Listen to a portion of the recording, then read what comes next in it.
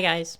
So it's that time of the year again. My channel's 3rd anniversary is coming up. I'm actually a little early for it. The specific date is March 27th, later in the month, but I don't know, I just had the urge to celebrate it, so here we are. So last year, for my 2nd anniversary, I did a video where I reacted to unpopular fashion doll opinions that were submitted to me, and well, we're doing exactly that again.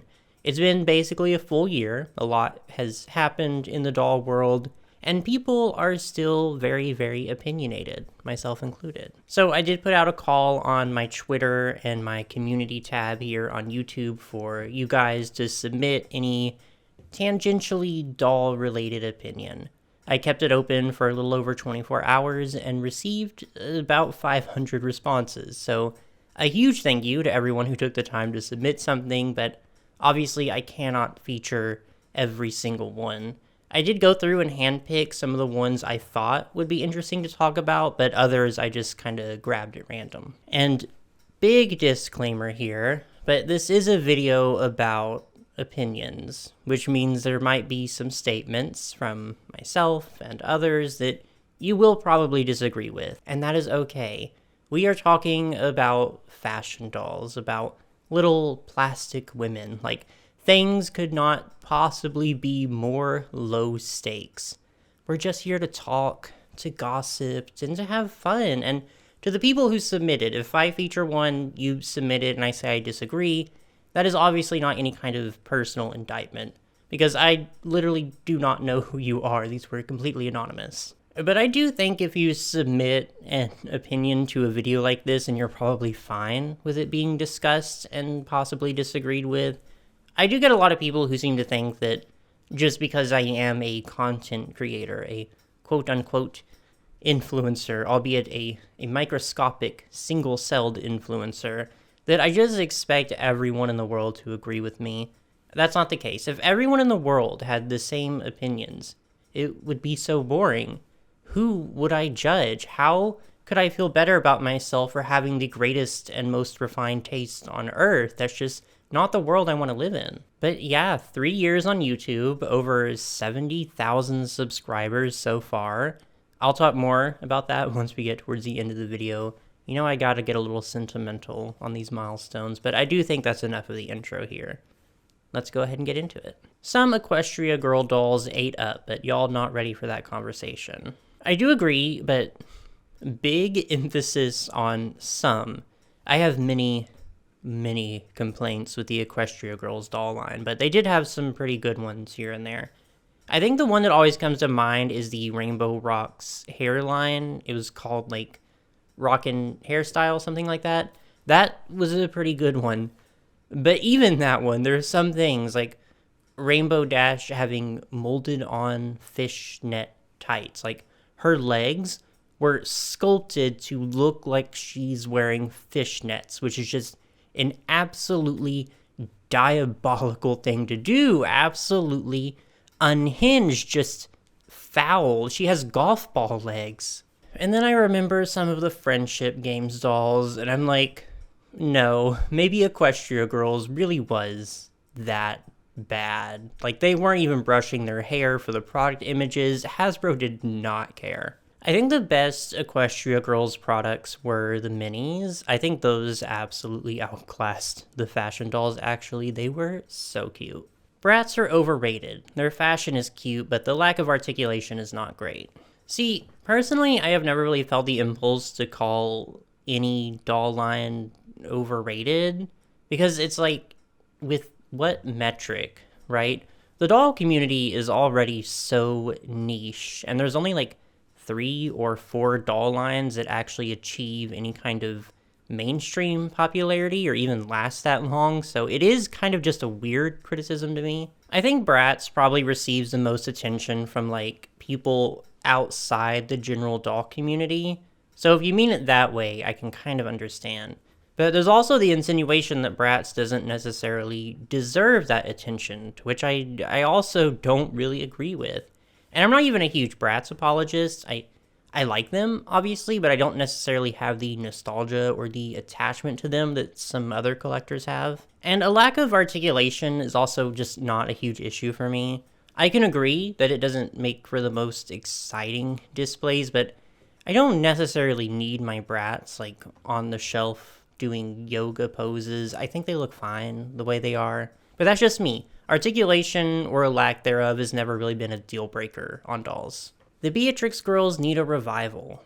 Oh, that's kind of a deep cut. No, they don't. I'm sorry. No offense to the 6 Beatrix girls fans out there, but I think they accomplished what they set out to do, which was to serve face, to give us music, and to create the most terrifying looking failed TV series pilot any doll line has ever done.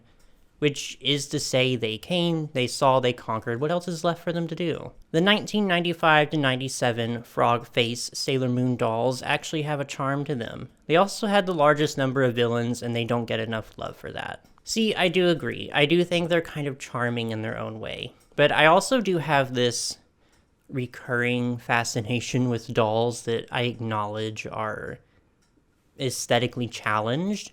Like, Diva Stars, every time I talk about them, I get so many comments telling me that I am insane, that they're so ugly and so scary, but nothing will ever convince me they're not so adorable and so beautiful. I do think the quote-unquote pretty face Sailor Moon dolls are the superior option, but the first run was doing some cool things too with the villains, like you said. Like, not even the Japanese companies are making dolls of Emerald or Kaori or Professor Tomoe even. Lala Loopsies are extremely underrated, and I want a comeback so bad. Oh, girl, I have some great news for you. And also some really bad news right after that. Articulation is overrated. There is nothing appealing about a doll whose hands and or forearms can easily be attached or even lost. I am appalled that some younger collectors have come to expect wrist articulation and detachable hands as a standard. I don't necessarily disagree about articulation. I literally just said that's not a huge requirement for me. But I do love a detachable wrist. It's not so bad with dolls like Bratz, who are kind of noodly as far as their limbs go.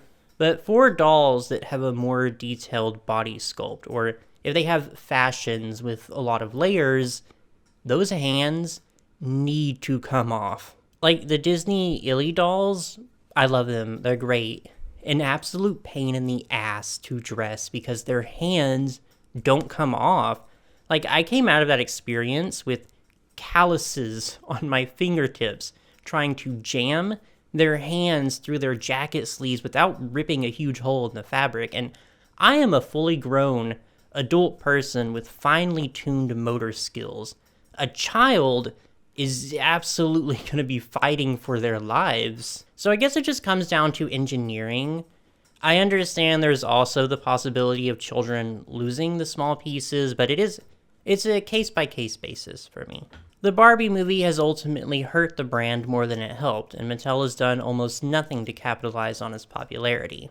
I disagree, but I also agree, because I don't think the Barbie movie has done anything particularly negative for Barbie or for Mattel. I think Mattel made millions upon millions of dollars in licensing revenue from the literal thousands of Barbie brand collabs we got leading up to the movie, but it's true that absolutely none of it was reflected in Barbie herself, like the actual doll brand, which is mind-boggling to me. The entire world literally showed you the demand for the aesthetic and the image they wanted and expected and were perfectly willing to pay money for, but I think Mattel is so intent on keeping, like, Barbie for adults and Barbie for kids just two completely separate entities, which makes a little bit of sense, but it's just so much wasted potential. The online doll community has a very misinformed view of how businesses operate and rarely understands why decisions are made.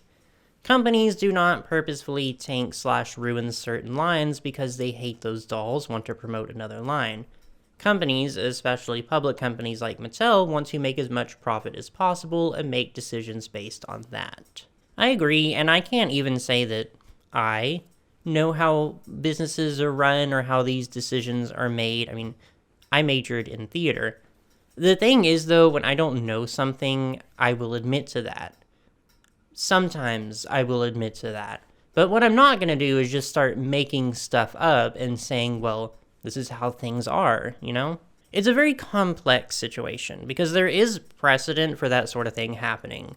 Like, for Mattel, one of the proponents of the G2 reboot of Monster High was that Monster High, in its prime, was encroaching on Barbie's sales.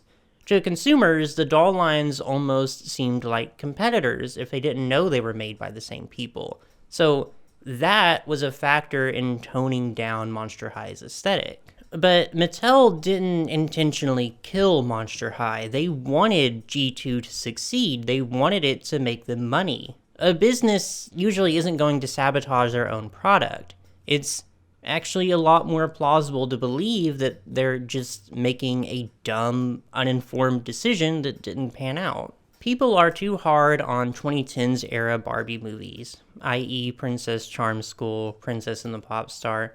I don't think they're bad, just different from what a lot of us grew up with. I feel like we must run in different circles, because I usually see the 2010s movies get a lot of praise. Not as much as the older ones, but they're usually pretty universally beloved. Princess Charm School is actually my personal favorite Barbie movie, and I don't find that to be a super unpopular opinion. And Princess and the Pop Star is easily, like, one of my least favorites. I hate that movie so much, actually, but I know a lot of people love it and don't like to hear me say that. Now, people are pretty hard on the movies that came out after around 2015, but they do kind of deserve it. Well, Starlight Adventure is pretty good, but any movie with those puppies, yeah, absolutely not. I wish male dolls with more varied fashions were a thing. My bias as a guy be known, I always loved it when the stuff I was watching/reading were allowed to give their male characters extremely cute and even feminine styles. Not to say I don't like more masculine styles too, but it feels like male fashion dolls tend to play it too safe, which makes me mourn the missed opportunities. I agree, I say a lot of the time that I don't like male dolls, that I don't really buy male dolls, but that's not necessarily true. It's just a lot easier than saying every single time, I don't like how a lot of male dolls are very stereotypically masculine, and I just don't identify or connect with that style or kind of character. Like, I promise, I'm not opposed to the very idea and existence of male dolls. They're fine. I just want to see more variety and more expression. I've always really liked LOL OMG boy dolls for that reason, actually. Like, they're pretty masculine, all in all, but they still have very defined styles and aesthetics, and they look like they have a personality that's not just boy. So, by all means, yes, make more boy dolls, but also make them a little fruity. That's all I want. And I don't think that's too much to ask. Doll fans say they want goth, but in reality, they just want prep with more black accents. I kind of agree. No, I do agree. Well, not all doll fans. There's a lot of collectors who are very, very goth themselves. But for a lot of the ones I see saying they want dolls to be edgier, to be more goth, I think if a doll line came at them looking like bleeding edge goths, I honestly think they'd be calling the police. A lot of doll spaces frankly get too attached to certain brand loyalty and move like Stan Twit. Oh, absolutely, 100%. And I understand having a preference for one company over the other, be it the aesthetics they employ, their business practices, whatever. That's fine. But to defend a company and to fight its battles like the CEO is personally paying your bills or something, it's weird. It's just weird to me. And also so short-sighted, too. You're missing out on so many potentially great products just because you feel this weird sense of loyalty to not even a person, but a company. It's just bizarre. I feel like people sometimes complain way too much about retail doll prices. Like, I get it. If you don't think the quality matches the price for certain dolls, and I do think sometimes companies are a little crazy, but I don't understand complaining about the price and buying a doll anyway. Like, clearly you're not that bothered or you wouldn't have spent that money on them. I personally wouldn't buy a doll I think is too expensive or isn't worth it. And comparing current day prices to past years makes no sense to me considering how shit the economy is, inflation, and the changes in doll production over time. It just really annoys me. Now, I might make some people mad with this, but as someone who very, very frequently complains about prices, I don't think it's that big of a deal. I think people have the right to complain about literally whatever they want. Because, hey, these companies, these brands, they're not doing us a service by allowing us to buy their products. We're the consumer. We're the ones who are receiving the goods and the services. I've definitely complained about a price before and then went and bought the doll anyway, but it's precisely because I'm buying her that I'm gonna complain, especially if I have her in my hands and I'm able to see that she is perhaps not worth as much as she was being sold for. I don't think that's a terribly irrational thing to do. I think there is an argument to be made of, like, well, if you want the company to change its business practices, then vote with your wallet. Don't buy it, and they'll get the message that something is wrong and maybe change their pricing standard. But if we are talking specifically retail playline dolls, then we, as adult collectors, are such a small demographic that we are really not going to make a difference one way or the other. So I don't think it's that big of a deal, personally. The Millie sculpt isn't as bad as everyone says. It just depends on the design and quality of the screening. People keep saying this, and it's not that I disagree entirely, but I think the same could be said for any sculpt. The problem is that Mattel literally does not ever change the design and quality of the Millie sculpt's screening. Like, it's simply not something they do, except for maybe once every 4 years. Every single Millie Barbie has the exact same face. Maybe she has eyeshadow sometimes if Mattel is feeling extra daring, but it is the same thing every single time, and I hate it. So, like, sure, the Millie sculpt has potential, but we're not gonna see it in our lifetimes. I really dislike realism in dolls, and I get bored or even annoyed when companies try and make their dolls look as realistic and practical as possible. Don't give me normal clothes and body shapes and features. Give me fantastical outfits, non-humans, and don't worry about it looking skimpy or unrealistic. It's just a toy at the end of the day. To see people forge endless debates over stuff like this instead of enjoying a doll for what it is just makes me sad. I agree. To an extent. I think there's a place in the world for both kinds of dolls, for more fantastical, stylized ones, and more realistic, practical ones. And of course, all the ones in between. It just comes down to personal taste and what you want to accomplish with this specific doll line. That said, I do tend to just not care that much about dolls that are super rooted in realism. Because I buy dolls to experience all different kinds of fashions, designs, and concepts, especially ones that perhaps aren't super practical or ones that can't really exist in real life. I don't really buy dolls so I can live the experience of walking into an H&M. Series 2 Amaya is not a bad Rainbow High doll. A very brave opinion, and I respect it. I really do. Live your truth.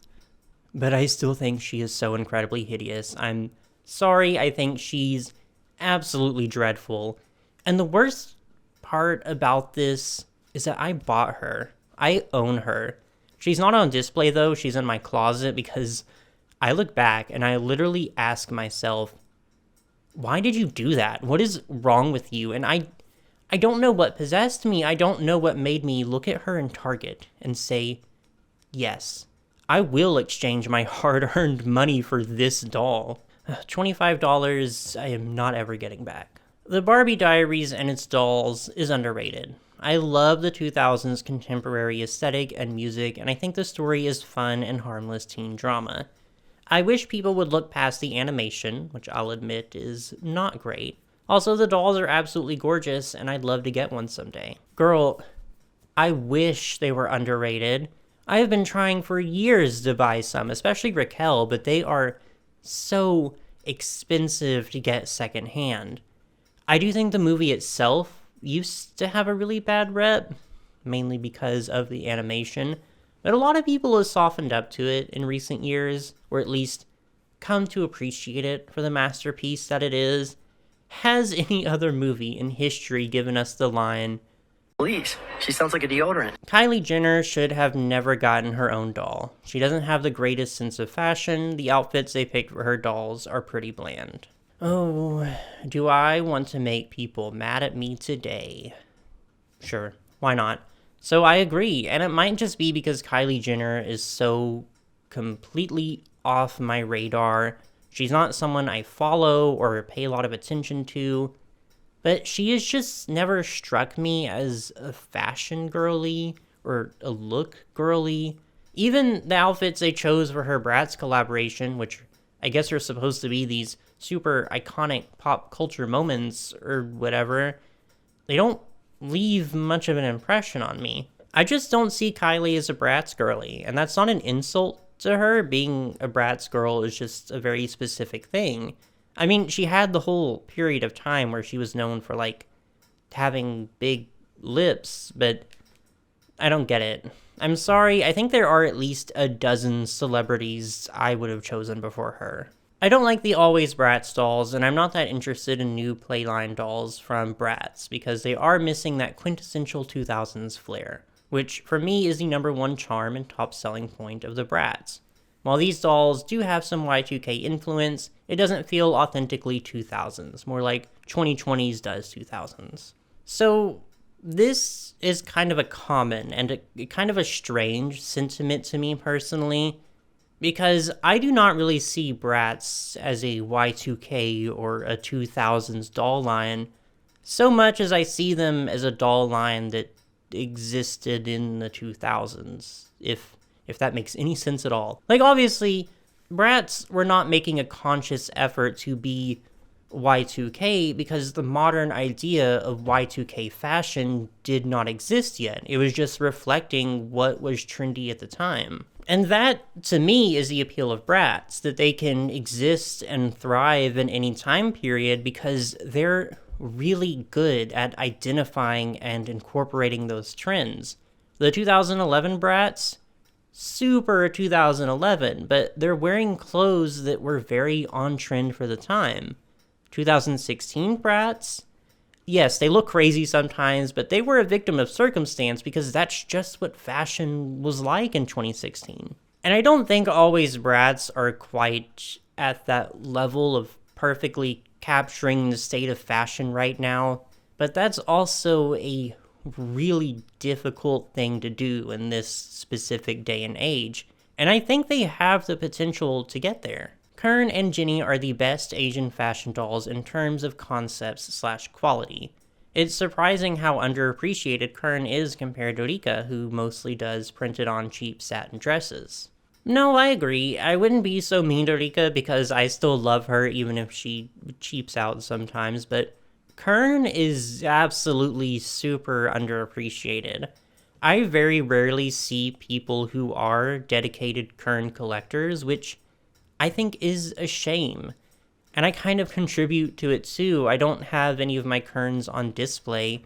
I own a few, they're just not in great condition, and I want to buy more, but I also know once I start, I might not stop, and I only have so many shelves in this room. As a K-pop fan, the Royal Three didn't deserve the win in Rainbow Vision. Neon Shadow was robbed, and the best act, the Rainbow Divas, had to be disqualified for their win to remotely make any sense. The Royal Three is also a weak name for a K-pop group, honestly. Rainbow Vision was a really fun concept, though. I miss it. Please, we all know those darn dolls were robbed blind. I do agree that Rainbow Vision was really fun, though. I have some complaints about how certain things were handled, but overall, it was just so fun to see the community all coming together and just experiencing this big event. And the album, I still listen to it. It still amazes me how much effort went into producing some legitimately fantastic music for for just this silly little doll event, right? I absolutely hate the exclusivity of the Integrity Toys dolls. Most are often locked behind a wall for members only, with many of them being resold at exorbitant price points. I wish that they had more of an inclusive approach to their distribution, perhaps for something that could be like a select amount of dolls being sold publicly for a limited time, maybe 1 month. I kind of agree, sort of. Certain things with Integrity Toys, I understand why they operate the way that they do, because they're not a huge corporation like Mattel and MGA, and they have to run things a little more boutique style, I guess. But there are cases where they do actively go out of their way to make buying their products as obtuse as possible. I have been in the W Club for going on 2 years now. This next year will be my third one, and I still have not a single clue how the dealer system works. Like, if a doll is being released only to the dealers, I just don't buy her because I have no clue how to. And the company itself really thrives on this veneer of exclusivity, of luxury, which I think would be okay if the products were fully up to that standard. Sometimes they are, sometimes they really hit for me, but most of the time I just legitimately do not think they're worth the trouble. I will say it is worth being a member if you do want to buy secondhand dolls, because the prices on the forums way more reasonable than the ones you'll see on eBay and such.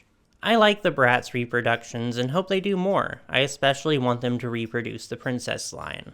I don't disagree, but I'm kind of disillusioned with the Bratz reproductions, and I'm being petty because it is entirely due to that poll they put out where they were like, what line do you want to see reproduced next? And Tokyo Go-Go won. You know, one of the best and most iconic Bratz lines of all time.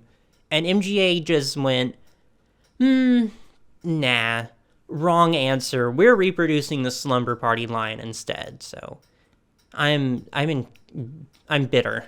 People are sleeping on Barbie Magic of Pegasus and Barbie and the 12 Dancing Princesses. This isn't to downplay Princess and the Pauper, but I feel like it's one of the only Barbie animated films to get enough love. The rest deserve love too. Another Barbie movie one, but I'm just using this submission as an excuse to be extremely controversial and say that I don't care that much for Princess and the Pauper.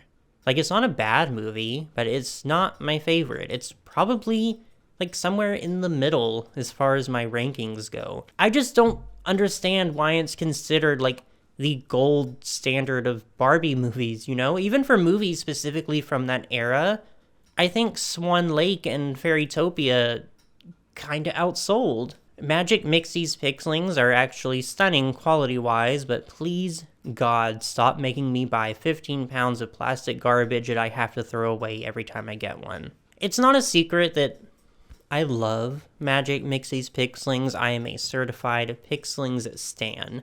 I will go to war, and I will die for them. But I also fully, absolutely agree. I just do not like the unboxing gimmick, and I know I'm a grown adult, and it's not really made with me in mind. That's fine, that's valid. But even from a general standpoint, it's just so wasteful. And I don't believe for a second that children are keeping those giant bottles around and repurposing them. And maybe if they only had 1 or 2, but once it gets up to 5 or 6, parents probably aren't going to want to buy any more of them either, so it's not great from a business standpoint either. Dolls are meant to be unboxed. Do you even own her if you can't touch her? There were a lot of submissions about in-box versus out-of-box collectors, so I guess that's just been a pretty heated topic lately. My personal opinion is that I fully just do not care what other people do with objects they have spent their own money on. I'll say that exclusively collecting inbox is not a mindset I fully understand, because I love being able to dress, to pose, to display my dolls. That's just a part of the collecting experience for me, but that's me. Collecting might mean something entirely different to someone else, and that's fine. Also, inbox collectors are an extremely vital part of the doll ecosystem, because I like buying inbox dolls secondhand more than I do buying them unboxed. And inbox collectors will actually take care of their box dolls and make sure they're not getting damaged or degrading while in there. So I support them because they benefit me directly. Okay, our last one for this video. Monster High G2 was cute and good for what it was. I am sure kids enjoyed it. I think this was a situation where you just kind of had to be there, but children actually hated G2 with a passion. It was not well received by, any audience, because you have to keep in mind that the G2 reboot happened while Monster High's target audience was still around and buying dolls. It was a very sudden decision. So not only was it jarring, but the drop in product quality was immediate too, and even kids noticed that sort of thing. I think a lot of kids probably enjoyed the movies because they were kind of cute, but I don't think any children were going crazy for Cleo Denial's baby sister Sandy. Remember Sandy? I sure do. I see her every night that I have sleep paralysis. So, again, thank you to everyone who submitted something. Even if I didn't get to feature every single unpopular opinion, it was still a lot of fun to just read through them all. Thank you to my audience for being so very, very opinionated. And of course, I do want to say another big thank you for 3 incredible years here on YouTube. I truly have had just the time of my life being able to create content and to talk about dolls and to just really be myself. As someone who has struggled so immensely with things like self-doubt, self-image, anxiety, not even past tense, actively struggling with these things, it just means so much that I have the tools and the ability to put myself out there and engage with people on this level. And 70,000 subscribers is just incredibly insane to me, and I know it's a number. I would be making the same videos regardless if I had 700 subscribers, but it's also not just a number, because each one of those is an actual person who watched my videos, watched me, and found something that was worth sticking around for. And that just means so much to me. Doll collecting can be a pretty lonely hobby, but I remember a few years ago how I would watch collectors on YouTube, unboxings and reviews, and it was a reminder that there was a whole community out there who loved and enjoyed the exact same things that I did. And just the fact that I can now be that person for other people, other collectors, is such an honor. I really appreciate it. I really do. But I think that's enough out of me for today. It's your turn now to go down there in the comments and tell me if you agreed or disagreed with any of these opinions. And if you're feeling extra daring, drop an unpopular opinion of your own. But of course, as always, keep it civil and keep it cute. And when you're done with all that, just be sure to like and subscribe for any future fashion doll content. Thank you.